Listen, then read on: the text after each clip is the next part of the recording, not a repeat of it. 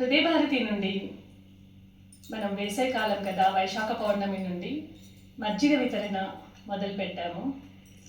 అంటే అందరూ వేడి తాపానికి చాలా బాధపడుతున్నారు కదా. మన పూర్వీకులు ఎవరైనా ఇంటికి వస్తే చల్ల తాగుతారా అని అడిగేవాళ్ళు. ఎందుకంటే వాళ్ళు తాపంతో అంటే ప్రయాణ బడలికలతో ఉన్నవాళ్ళు మజ్జిగ తాగడం వల్ల ఆరోగ్యానికి చాలా మంచిది.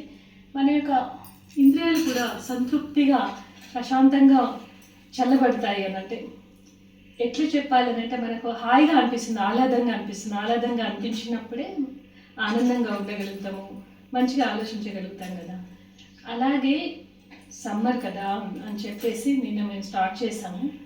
ఎంతమంది అంటే నేను ఎక్స్పెక్ట్ చేయలేదు నిజం చెప్పాలంటే. ఈరోజు కొంతమందికి ఇద్దాము అని చెప్పి 20 లీటర్ల పెరుగు తీసుకొని వెళ్ళేసి మొత్తం కలిపి ఇచ్చాము. ఉప్పల్ రింగ్ రోడ్ దగ్గరికి వెళ్తే బస్సులు ఆపి కండక్టర్లు, డ్రైవర్లు అందరూ వచ్చేసి, ప్రయాణికులు వచ్చేసి ఒక 2 గంటలలో మొత్తం అయిపోయింది.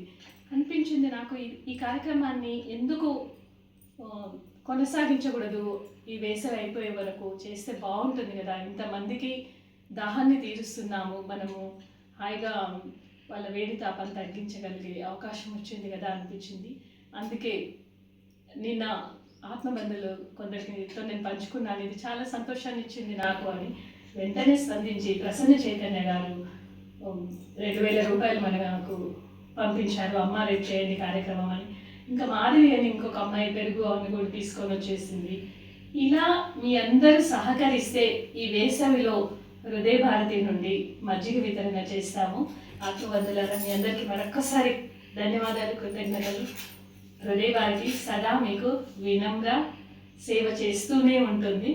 ధన్యవాదాలు. జై శ్రీరామ్.